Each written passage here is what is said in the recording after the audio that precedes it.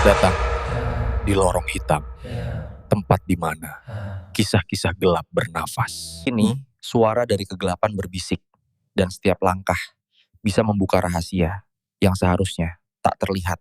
Siaplah, karena malam ini kamu tidak hanya mendengar cerita horor, kamu mengalaminya. Lorong hitam.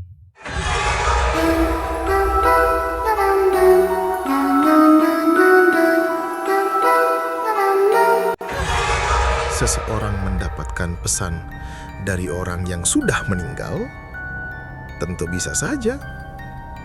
Misalnya lewat mimpi. Dulu pernah dikisahkan ada dua orang sahabat. Yang satu telah meninggal dunia. Namun beberapa waktu kemudian, sahabat yang masih hidup bermimpi. Dalam mimpi itu, temannya datang dan berkata bahwa ia masih punya utang yang belum dibayar. Dan ketika sahabat itu mendatangi keluarganya, ternyata benar, memang masih ada utang yang belum dilunasi. Itu adalah pesan dari dunia lain. Tapi, bagaimana kalau orang yang sudah meninggal datang bukan hanya lewat mimpi, melainkan dalam wujud nyata? Apakah itu mungkin? Malam itu, aku menerima kisah dari seorang pria bernama Andri, seorang tukang cat asal Tegal. Ia mengaku pernah bekerja untuk seseorang yang ternyata sudah meninggal dunia.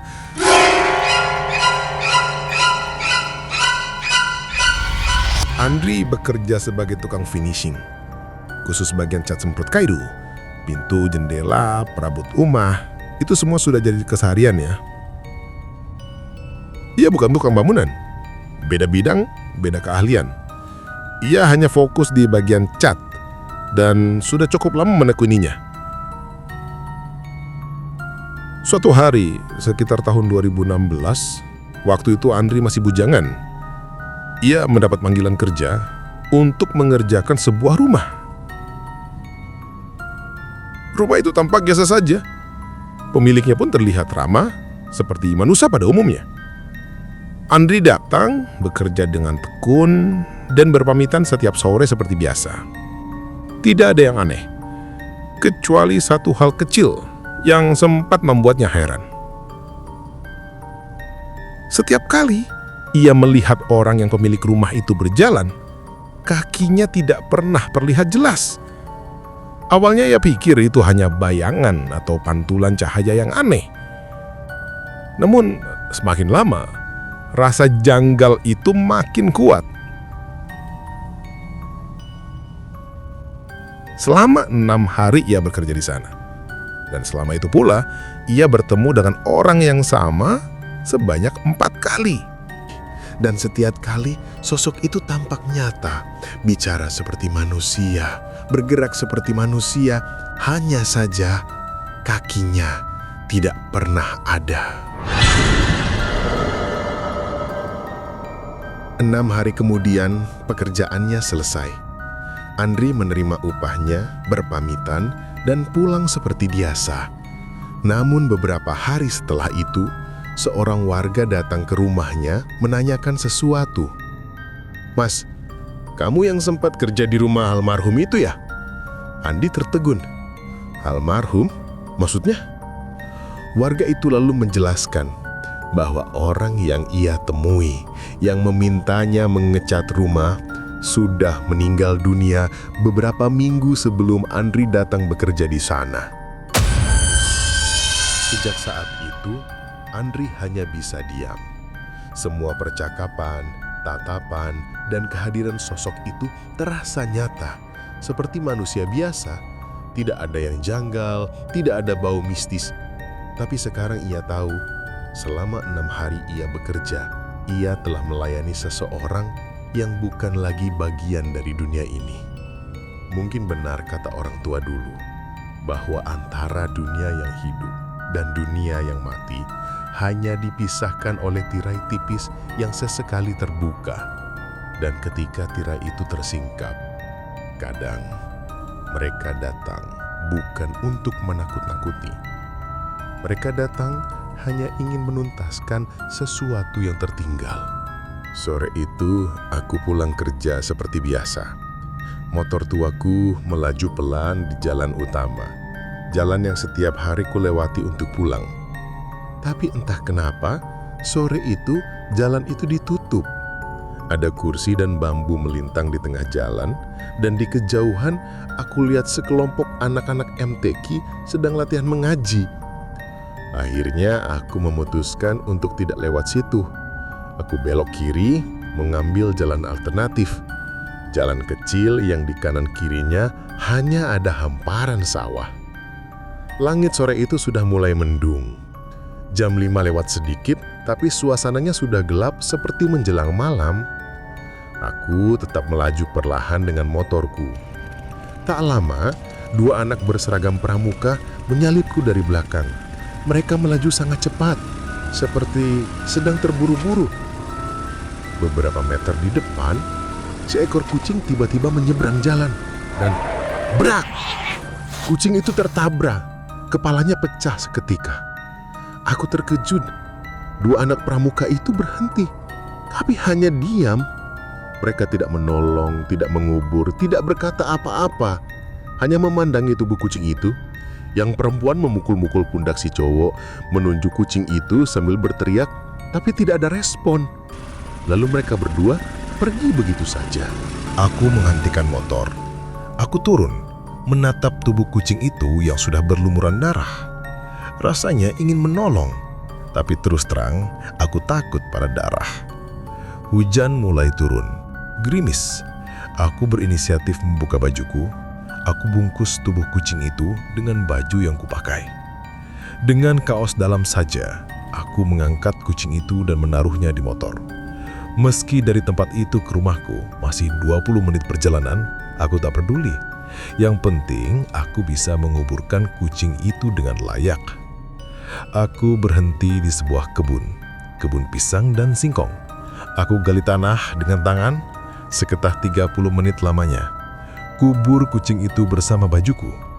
Sebelum pergi, aku hanya bisa berbisik lirih. "Bus, maaf ya, aku cuma bisa bantu sampai di sini." Setelah itu, aku kembali naik motor. Langit makin gelap, hujan deras tiba-tiba turun. Petir menyambar di kejauhan, suara gludak-gluduk menggema di antara sawah-sawah kosong. Aku memutuskan mencari tempat berteduh, tapi semua rumah yang kulalui tertutup rapat. Gerbang-gerbang terkunci, tak ada satupun yang terbuka. Sampai akhirnya, aku menemukan satu rumah besar dengan pagar yang sedikit terbuka. Aku pun segera belok masuk. Aku turun dari motor, berdiri di depan jendela rumah itu. Rumahnya besar, bersih, seperti milik orang berada. Aku mengetuk pelan dan berkata, "Assalamualaikum, Pak, Bu, permisi, saya mau teduh." Sekitar 1 menit kemudian, terdengar suara dari belakang jendela kamar. Suara seorang pria tua. "Iya mas, silakan, gak apa-apa, kalau mau masuk juga boleh." Aku menoleh. Di balik jendela itu, kulihat seorang kakek berusia sekitar 65 sampai 75 tahun. Pakaiannya serba putih, memakai sarung panjang yang menutupi kaki. Wajahnya tenang, bersih dan ramah.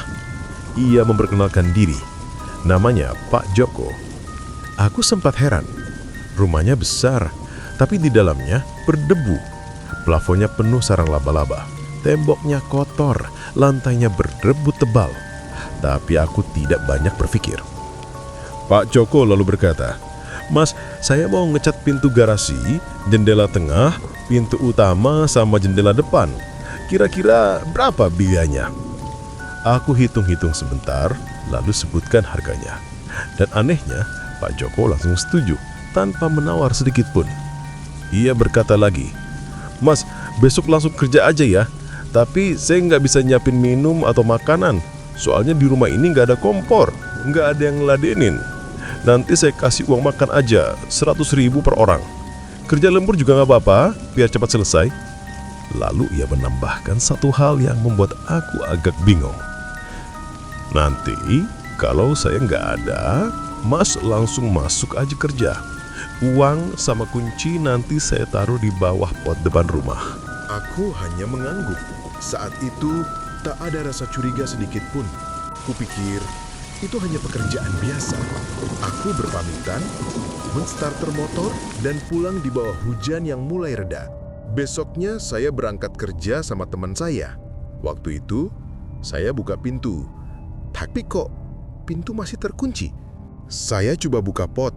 Di bawah pot ada kunci, dan di atasnya ada uang 200.000 buat makan saya sama teman.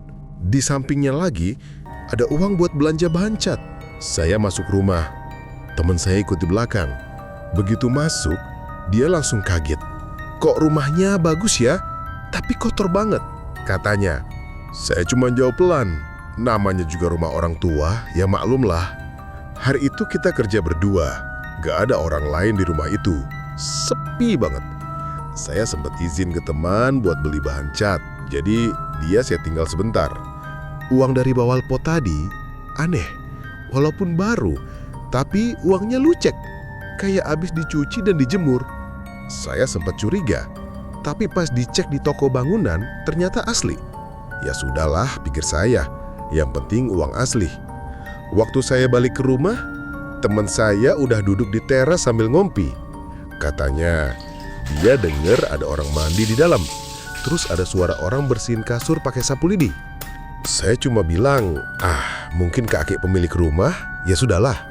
Hari pertama, lewat begitu aja. Nggak ada apa-apa. Cuma, entah kenapa, hawa rumah itu rasanya berat. Hari kedua, saya bawa kompresor buat nyemprot cat. Belum sempat dipakai, kompresor itu bunyi sendiri. Saya diam. Saya perhatiin, kabelnya masih gulung rapat. Selangnya juga masih melingkar. Belum dicolok listrik sama sekali, tapi bunyi. Sekitar 1 menit baru mati. Saya cuma bisa bengong, nalar nggak nyampe. Jam 11-an, saya ngamplas di depan pintu utama. Teman saya lagi di WC. Tiba-tiba, dia teriak dari dalam. "Hei, jangan iseng tanganmu. Aku lagi BAB nih." Saya bingung. Saya nggak ngapa-ngapain. Dia kira saya yang isel. Padahal saya di luar, jauh dari situ. Saya bilang, "Cepetlah, aku juga mau." Hari itu hujan turun. Rumah itu makin terasa kosong. Nggak ada perabotan, cuma lukisan jadul dari kain wol di dinding. Wajah-wajah di lukisan itu entah kenapa terasa ngeliatin saya. Menjelang maghrib, lewat tukang kupat. Saya beli sambil basa-basi. Dia nanya, "Mas baru kerja di sini?" Saya jawab, "Iya, baru 1 hari." Dia tanya lagi, "Disuruh siapa?" Saya jawab, "Pak Joko, yang pakai kursi roda."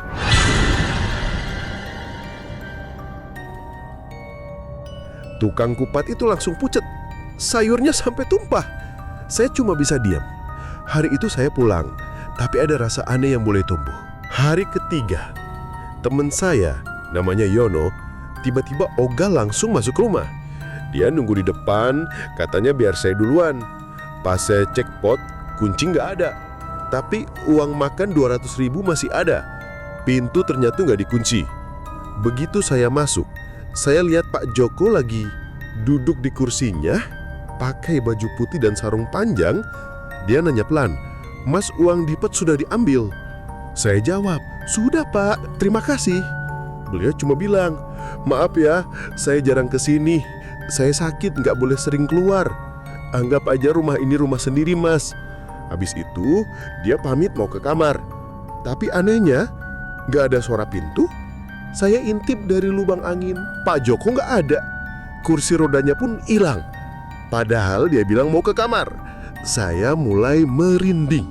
Saya panggil teman saya, tanya apakah dia lihat Pak Joko. Dia bilang enggak. Zuhur tiba. Saya lupa bawa bekal, jadi makan di warung dekat situ. Penjualnya ibu-ibu. Tanya saya kerja di mana. Teman saya jawab, di rumah samping jembatan. Ibu itu langsung bilang, "Oh, Oh, rumahnya Pak Andi. Saya bingung. Kemarin tukang kupat juga bilang gitu. Padahal saya kerja di rumahnya Pak Joko. Begitu teman saya bilang nama itu, wajah si ibu langsung berubah. Dia berbisik ke suaminya. Matanya kelihatan takut. Sebelum saya pergi, dia cuma bilang pelan, "Mas, hati-hati ya kerja di situ." Selesai makan, saya balik kerja. Saya mulai nyemprot dasar cat. Campuran hair dryernya saya kasih 2 tutut botol. Harusnya setengah jam udah kering.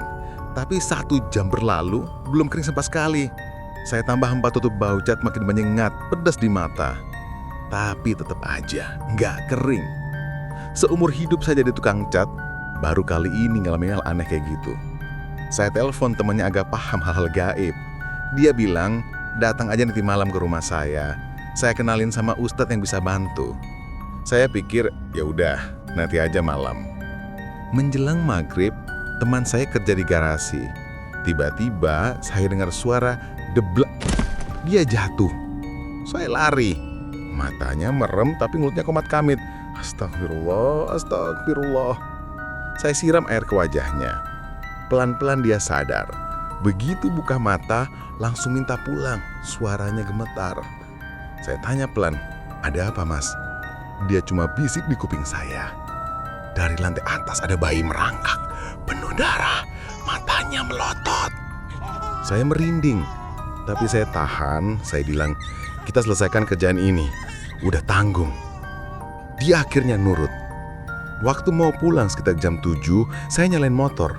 Di depan gerbang ada perempuan berdiri. Perutnya bolong.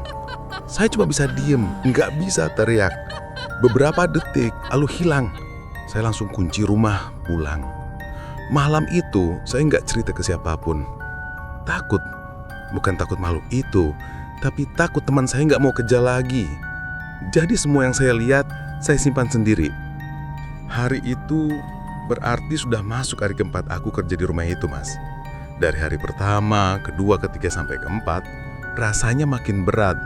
Tapi kalau dibilang paling menakutkan, itu nanti di hari kelima sama di keenam. Pagi itu aku berangkat kerja seperti biasa. Tapi waktu mau mulai, uang sama kunci yang biasanya aku taruh di pot nggak ada. Aku sempat bingung, tapi lanjut kerja aja. Waktu pegang cat, aneh banget, Mas. Catnya nggak kering-kering.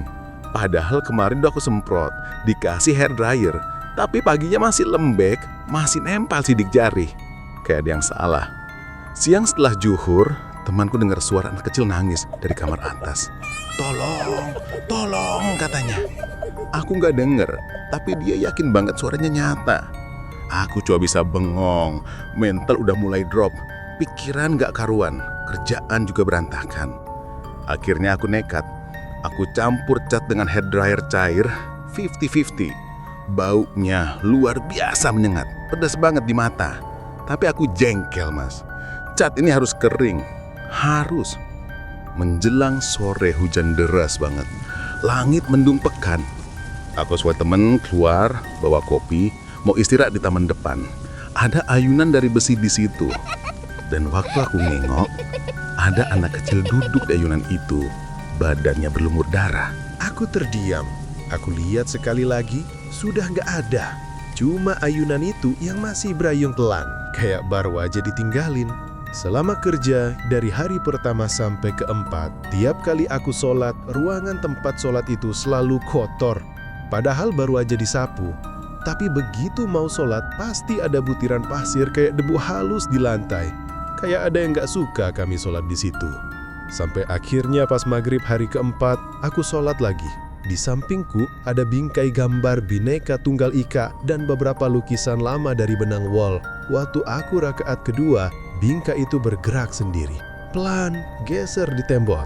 Aku kaget setengah mati, tapi terusin sholat sampai selesai. Begitu aku salam kanan kiri, aku nengok ke depan. 2 meter di depanku ada 3 kaki ngambang. Perlahan aku lihat dari bawah ke atas, ibu-ibu gendong anak kecil, 2 anak, 1 cowok, 1 cewek, semuanya berdarah. Perut ibu bolong dan dia nunjuk aku. Aku langsung baca hasbunallahu ni'mal wakil sekuat tenaga. Terus baca terus sampai mereka hilang. Aku nggak pikir panjang, Habis sholat langsung suruh temenku pulang. Gak aku beresin alat, gak aku kunci rapi. Aku cuma teriak, pulang, pulang, sekarang. Malamnya, aku ke rumah temen, nemuin Ustadz Ari. Belum sempat aku cerita banyak, Ustadz langsung bilang, "Mas, jangan takut. Hidup itu berdampingan sama yang begituan. Derajat manusia lebih tinggi." Beliau bacain doa ke air putih, terus nyuruh aku tiupkan Al-Fatihah. Air itu diparu dalam plastik bareng botol hair dryer yang kupake. Katanya, nanti kalau nyampur cat, tetesin sedikit aja air ini. Tapi jangan sampai habis. Aku nurut. Hari kelima, pagi aku kehabisan thinner buat ngecat. Aku nyurut temen beli, dan aku masuk duluan ke rumah. Tapi anehnya, pintu udah kebuka. Pas aku buka, di balik pintu berdiri Pak Joko. Aku kaget. "Assalamualaikum." Dia jawab, "Waalaikumsalam. Monggo mas." Tenang banget suaranya. Dia bilang, "Mas, besok kerjaan ini selesai. Ini uang kurangannya saya taruh di pot ya. Nanti kalau ada anak saya datang, suruh beresin rumah ini. Mau dijual ya dijual aja." Aku cuma ngangguk. Aku ke depan, buka pot dan benar ada uang di situ. Bukan cuma uang makan 200.000, tapi jutaan, lebih malah. Aku mau balikin ke Pak Joko karena kelebihan, tapi pas masuk lagi, dia udah nggak ada. Hilang. Waktu aku jalan ke dalam rumah, tiba-tiba pandanganku terbuka lebar. Aku lihat semuanya kayak nyata. Ada ibu dan 2 anak kecil dibunuh 3 orang bertopeng, dihantam pakai linggis, dibentur tembok, darah muncrat kemana-mana. Anaknya bahkan ditaruh di perut ibunya dan dicorok lagi dengan linggis. Aku cuma bisa gemetar, keringat dingin, lutut lemas, napas sesak. Gambaran itu hilang dalam semenit, tapi membekas di kepala. Aku duduk lama, ngerokok, mikir, tanggung jawab harus diselesain, kataku ke diri sendiri. Aku udah terima uang, ini amanah. Akhirnya aku terusin kerja, walau takut. Aku pakai hair dryer yang dikasih doa sama Ustadz campur ke cat. Anehnya, kali ini cat langsung kering mas, gak ada gangguan. Sunyi, tapi tenang. Selesai kerja, aku masih penasaran. Akhirnya aku ke warung Bu Yati, mau nanya soal rumah itu. Aku ceritain semuanya. Bu Yati kaget banget. Dia bilang, "Mas, Pak Joko itu sudah meninggal 10 tahun lalu, tahun 2006. Rumah itu udah kosong 2 tahun. Aku langsung merinding. Aku bilang, "Loh, tapi saya dibayar Pak Joko, Bu. Ini uangnya." Bu Yati lihat uangnya dan uang itu kucel banget, kayak uang lama. Dia cuma bengong. Akhirnya suami Bu Yati nelpon keponakan-keponakan buat cari nomor anaknya Pak Joko. Namanya Pak Andi. Akhirnya dapet. Dia langsung bilang, "Jangan ngada-ngada, bapak saya udah meninggal. Lagian semua kunci rumah ada di saya." Aku nunjukin kunci yang kupake. Kami video call dan dia langsung pucat. "Itu kunci rumah bapak saya. Tapi harusnya ada 2. Yang satu serepnya hilang." Pak Andi bilang di rumah itu masih ada uang di brankas, sisa jual mobil almarhum bapaknya. Niatnya buat renovasi rumah sebelum dijual. Jadi bisa jadi uang yang aku terima itu dari sana. Besoknya Pak Andi mau ke Tegal buat ketemu aku langsung. Sebelum nutup telepon, aku sempat tanya lagi ke Bu Yati. Sebenarnya rumah itu dulunya milik siapa? Bu Yati diem lama, lalu cerita. Sebelum dibeli Pak Joko tahun 96, rumah itu pernah dihuni satu keluarga. Tahun 92, mereka dirampok dan dibunuh secara keji di dalam rumah itu. Pelakunya saudara sendiri karena dendam dan harta. Dan sejak saat itu, rumah itu selalu membawa kisah berdarah yang rupanya belum benar-benar berakhir sampai hari aku datang ke sana. Setelah kejadian itu, saya akhirnya memutuskan untuk pulang sebentar. Tapi besoknya, saya balik lagi ke rumah Pak Joko. Masih harus nyelesain kerjaan, finishing terakhir di bagian garasi. Sore itu, sekitar jam 5:30, saya mau nyemprot bagian garasi mobil.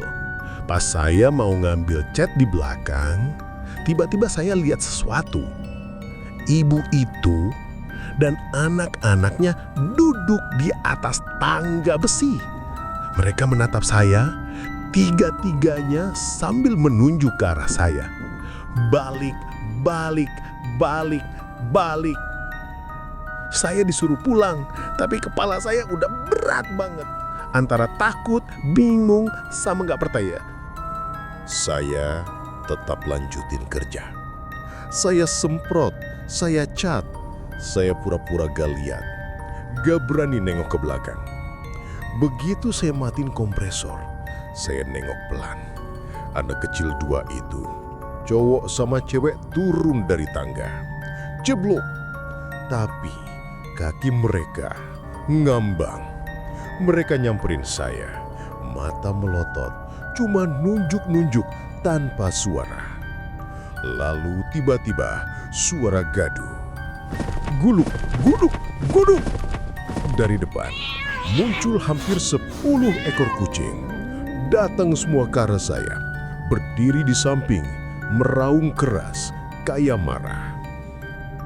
Dan pas itu terjadi, semua sosok yang tadi saya lihat hilang. Lenyap begitu saja. Kucingnya masih ada, nyata. Teman saya di depan sampai heran. Ini kucing dari mana nih mas? Kok banyak banget? Saya cuma bilang dalam hati, kalau mau di sini gak apa-apa. Yang penting jangan ganggu saya kerja. Aneh, kucing-kucing itu malah nyebar. Ada yang ke kamar, ada yang ke dapur, ada yang ke pintu tengah. Tapi mereka gak ganggu. Saya lanjutin kerja sampai selesai. Sore harinya ada penjual kupat lewat lagi. Saya beli, terus entah kenapa saya nanya lagi, "Pak, kenal Pak Joko?" Dia jawab, "Iya, udah meninggal." Malamnya, pas saya mau pulang, di depan pagar rumah itu, saya lihat ibu-ibu dengan perut bolong berdiri diem, menatap saya. Hari ke-6 pun datang. Hari terakhir saya kerja di sana. Hari finishing, cuma tinggal sedikit lagi disemprot dan diberesin. Saya udah janjian sama Pak Andi. Dia bilang mau datang habis zuhur. Saya beresin semua sambil ngepel, walau nggak disuruh. Tapi itu kebiasaan saya kalau kerja. Padahal saya tahu Pak Joko itu udah meninggal. Tapi saya masih kerja di situ. Entah karena tanggung jawab atau rasa nggak enak karena saya udah terima uang tapi belum selesai kerja. Saya buka keran di belakang, airnya nggak keluar, mati total. Dari depan, dari kolam, semuanya. Saya cuma bisa diem. Siangnya, saya makan di warung Bu Yati. Beliau nanya, "Udah ketemu Pak Andi?" Saya jawab, "Belum Bu, katanya abis zuhur." Pas saya balik ke rumah Pak Joko, anehnya air udah banjir. Padahal tadi sebelum saya tinggal, kerannya mati. Sekarang malah luber sampai depan. Sekitar jam 3:30 sore, Pak Andi datang. Dia ngucapin terima kasih, terus minta lihat uangnya. Uang yang dulu saya terima dari Pak Joko. Saya tunjukin, dia kaget. Katanya, Pak Joko itu udah meninggal sejak 2006. Pak Andi cuma bilang pelan, "Ya mungkin ini udah kehendak Tuhan." Lalu dia tepuk bahu saya. Cerita ini gak akan pernah Mas lupakan. Saya keluar dari kamar itu, mau ngunci pintu, dan di sana, tepat di samping saya, Pak Joko duduk di kursi roda. Wajahnya tenang. Dia menatap saya sambil berkata, "Makasih yo Mas, sampean orang baik." Itu kata terakhir yang saya dengar dan akan saya ingat selamanya. Saya kunci pintu, saya pamit. Pak Andi sempat nawarin kerjaan lagi, tapi saya tolak. Saya udah trauma. Beberapa tahun kemudian, saya lewat lagi di daerah situ. Iseng mampir ke warung Bu Yati. Ternyata Bu Yati masih ingat saya. Beliau bilang Pak Andi meninggal tahun 2021. 2 bulan kemudian, istrinya juga meninggal. Dan rumah itu akhirnya laku. Tapi pembelinya cuma tinggal 2 bulan, lalu pindah lagi. Sekarang, rumah itu udah diratakan, hanya puing. Saya cuma bisa bilang dalam hati, makasih yo mas, sampean orang baik. Itu patah terakhir yang saya dengar, dan akan saya ingat selamanya.